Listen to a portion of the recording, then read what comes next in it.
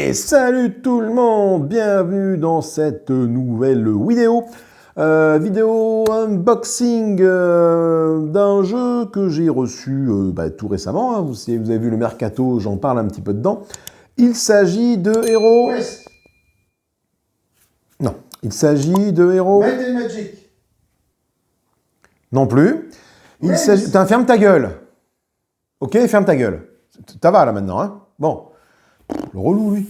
Il s'agit de Hero of Tenefir, un petit jeu de deck building coopératif dans un monde peuplé d'orques et autres petits gobelins.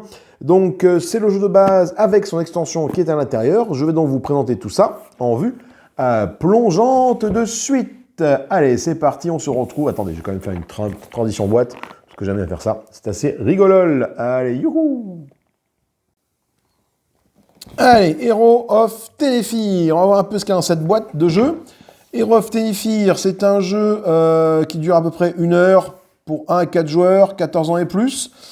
Pas mal de cartes à l'intérieur, des cartes héros, des cartes de compétences mono-héros, des cartes de boss, des cartes basiques, des cartes de donjon, des cartes de récompense, un marqueur de boss, un token, bon, différentes choses, des cartes, des diviseurs de cartes, etc., etc. On verra le contenu de la boîte juste maintenant. Alors, du coup, moi j'ai tout mis dedans directement, l'extension et la boîte de base. L'extension, la voici. Donc l'extension, pour moi, elle est mandatory. Hein. Pourquoi? Parce qu'en fait, dans cette petite boîte, voilà, dans cette petite boîte, il y a autant que dans la boîte principale. Donc, petite boîte que j'ai vidée, voilà. C'est The Second Curse, la seconde malédiction. En plus, bon, le design est très joli. Ça me fait penser à un autre jeu dont j'ai perdu le nom, comme ça, moi, quelle information très pertinente. On trouve 164 cartes à l'intérieur, 6 nouveaux héros, 4 nouveaux boss et 78 cartes de donjon et différents tokens. Hein, donc, je vous rappelle qu'il y a 164 cartes, il y a 6 boss, 6 héros, 4 boss. Dans la boîte de base, il y a 4 héros, 4 boss. 78 cartes de donjon, je ne sais même plus combien il y en a dans la boîte de base. Il y a 70 cartes de donjon ici, donc on double. Avec cette petite boîte-là, tu doubles le contenu de ton jeu. Franchement, ça vaut le coup. Alors le jeu est pas trouvable, hein, pas forcément trouvable. Moi j'ai eu la chance de l'avoir sur Ocaseo. Au départ je voulais que la boîte de base, parce que ça coûtait 30 €. Puis le gars m'a dit, si tu veux, j'ai la boîte, j'ai l'extension que je peux te faire également à ce prix-là. Donc j'ai tout pris pour 60 €, frais de port inclus. C'est un peu au-dessus du budget que je m'étais fixé sur des jeux d'occasion. Mais ça fait un moment que je jetais ce jeu-là. Et puis il n'y avait pas beaucoup d'annonces qui sortaient. Donc Hero of Tenefir est arrivé chez moi. On a quoi? On a la piste de boss qui est ici. Cette piste de boss, voilà, grosso modo, hein, ton marqueur de boss va avancer au fur et à mesure de la partie jusqu'à affronter le boss. Ici, on part en mode easy, normal ou hard. J'expliquerai comment on avance quand on fera la partie pour les règles. Et au dos, le mode quick mode, qui est une partie plus rapide où on ne combat pas le boss, en fait, hein, tout simplement. On va juste combattre les donjons de niveau 1 à 5 sans combattre le boss. Le principe, c'est qu'on va avoir du coup un boss à affronter et on a... 5 niveaux de donjon que l'on peut faire dans l'ordre que l'on veut. Et ça va être à nous d'essayer de vaincre ces donjons pour gagner des cartes. Qu'est-ce qu'on a dans cette boîte? On a ici, la petite boîte, c'est moi qui l'ai rajouté, cette petite boîte. Hein. Voilà, on a des jetons, un jeton pour indiquer sur quel donjon on est, le jeton premier joueur, le jeton ici qui va nous permettre de faire progresser le marqueur sur la piste de boss ici. Et différents tokens qui viennent avec l'extension, des petits marqueurs plus 1, plus 2, moins 1, moins 2, pour nous rappeler d'éventuels effets de cartes qui pourraient venir bonifier ou malucer, ça se dit malucer, malucer des cartes. Des tokens pour le technomage, hein, je crois, grosso modo, il gagne des tokens au fur et à mesure de la partie, et certaines cartes, tu permettent de les dépenser pour faire plus de dégâts. Voilà. On a donc les notices, bien évidemment, hop. Alors ça, la notice du jeu de base, elle fait exactement 10 pages, donc très petite. C'est de l'anglais, c'est très simple. En plus, tu trouves la traduction française sur BGG sans le moindre souci. J'ai hésité à l'imprimer, puis franchement, une fois que tu as lu les règles, c'est pas très compliqué.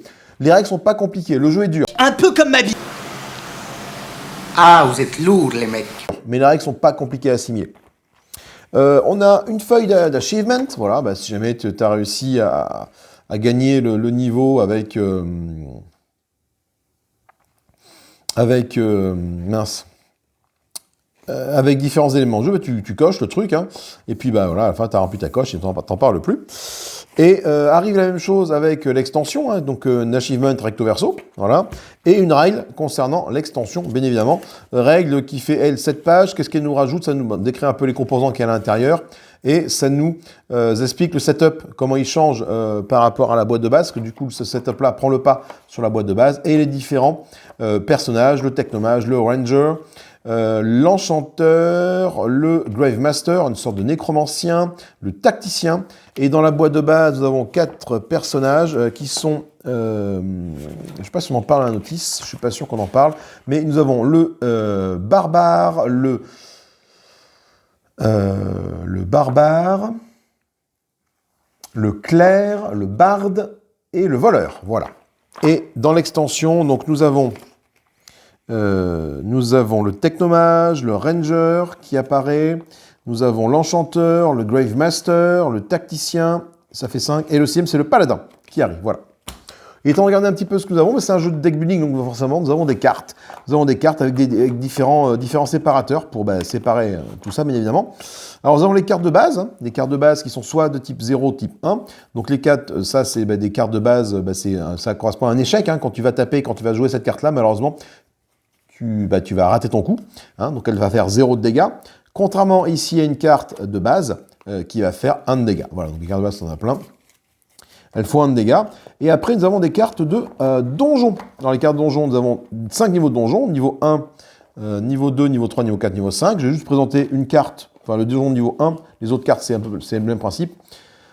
Nous avons ici la difficulté, donc le numéro du donjon. Nous avons ici la difficulté à réaliser pour vaincre cet obstacle en fonction de nos joueurs. Si on est 2 joueurs, 3 joueurs, 4 joueurs, il faut faire un score de 3, 5 ou 7. Voilà. La capacité du monstre.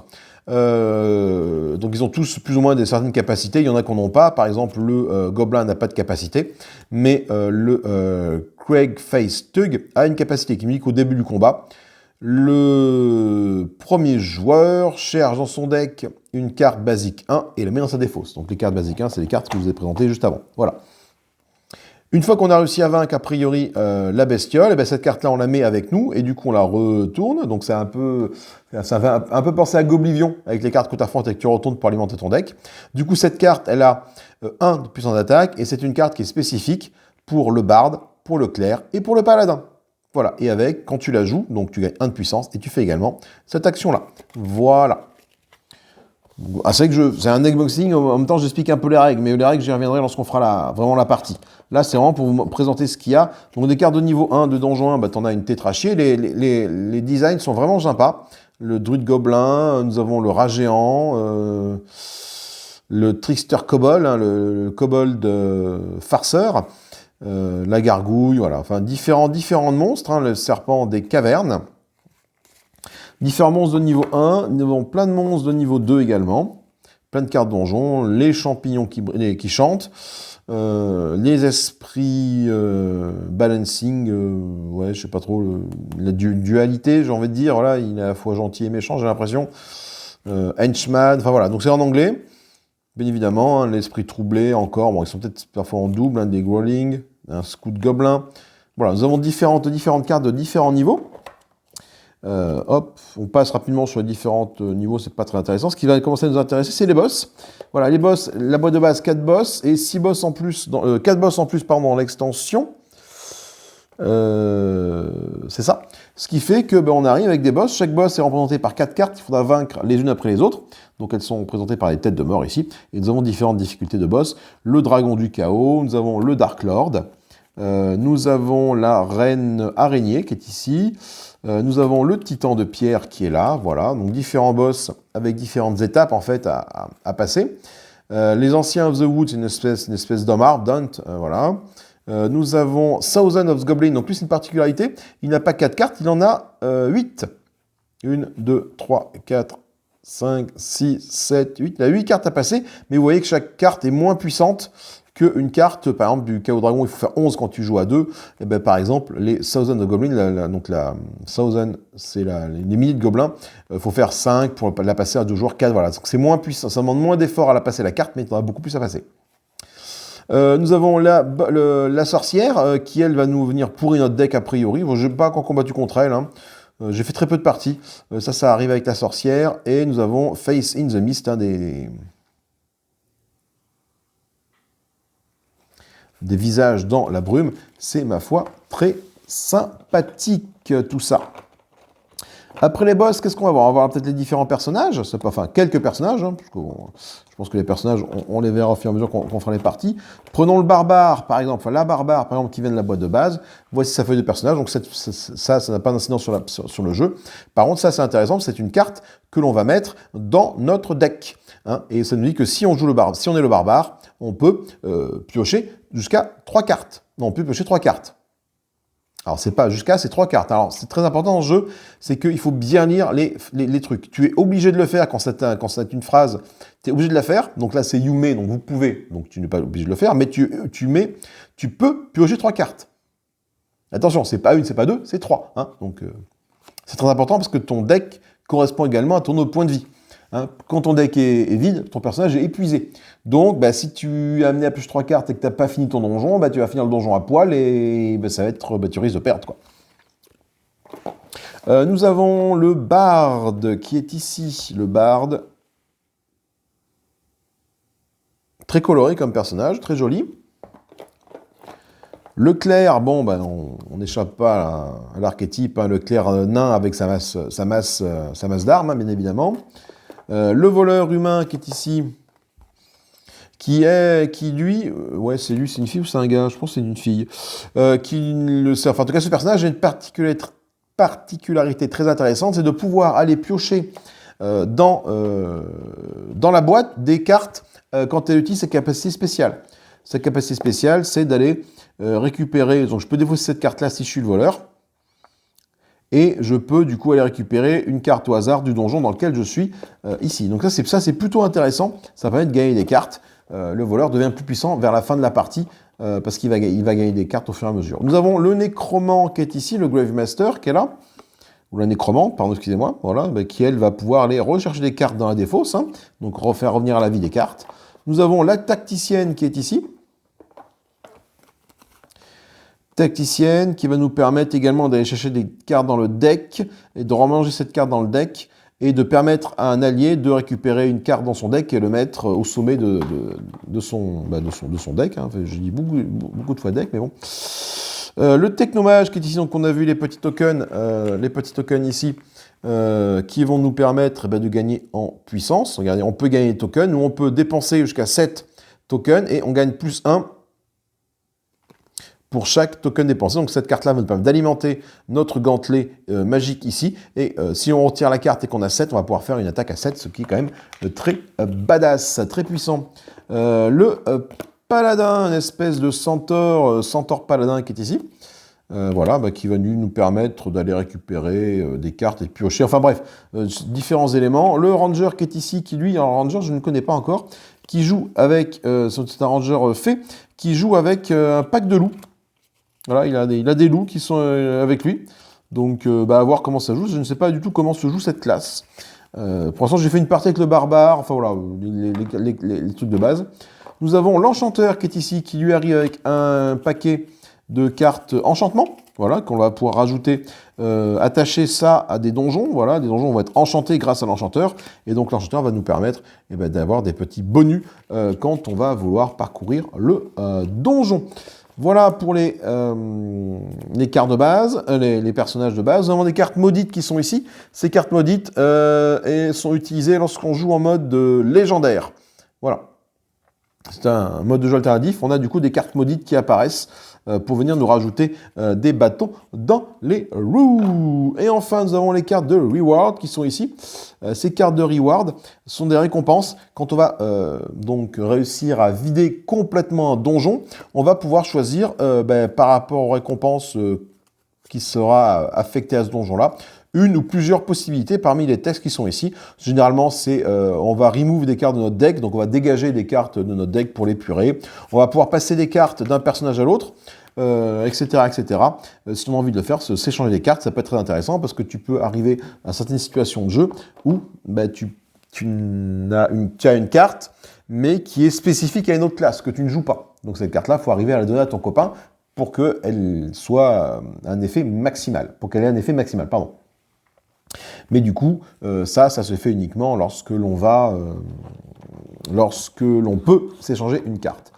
Voilà, on a fait le tour de cet unboxing. Un petit quart d'heure, ça suffit largement pour présenter le contenu de la Tebois. Moi, avec les jours passe en vue de dessus, ça me paraît pas mal pour conclure cette vidéo. Ouh.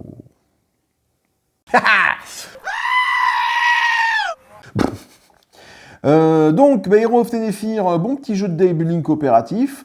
Bon, on a vu l'unboxing, très, très dur. Enfin, j'ai fait une partie, encore une fois, comme je fais d'habitude devant la télévision, voilà, pas forcément très concentré sur le jeu. J'ai fait une partie très dure, parce que les boss arrivent fort vite, quand tu fais pas gaffe, quand tu n'arrives pas à gérer tes mains et tes donjons, ce qui fait que tu peux très vite prendre la foudre, mais tu as envie d'y retourner quand même, Juste petit bémol sur ce jeu, c'est la mise en place qui est un petit peu longuette. J'y reviendrai lorsqu'on fera la partie, mais grosso modo, il faut c'est ce qu'il dit dans la notice, il faut que tu tries toutes les cartes de niveau 1 au niveau 5 en fonction des personnages que tu as. C'est-à-dire que si tu joues avec le barbare et le clerc, par exemple, il faut que tu dégages toutes les cartes qui ne concernent pas le barbare et le clerc. Voilà. Donc ça, par contre, c'est la partie un peu fastidieuse et un petit peu longue. Donc j'ai trouvé une parade. C'est-à-dire que quand je pioche une carte qui n'est pas pour tel ou tel rôle, j'en pioche une nouvelle jusqu'à ce que je tombe sur une carte qui match, quoi. Ça m'évite de trier le jeu systématiquement parce que ça, je l'ai tenté une fois et c'est très long. Donc du coup, l'alternative que j'ai pu trouver, c'est tu laisses le jeu tel quel. Et quand tu pioches une carte, tu regardes si elle correspond à un de tes personnages. Si elle correspond à aucun de tes personnages, tu la dégages, t'en tires une autre. Voilà.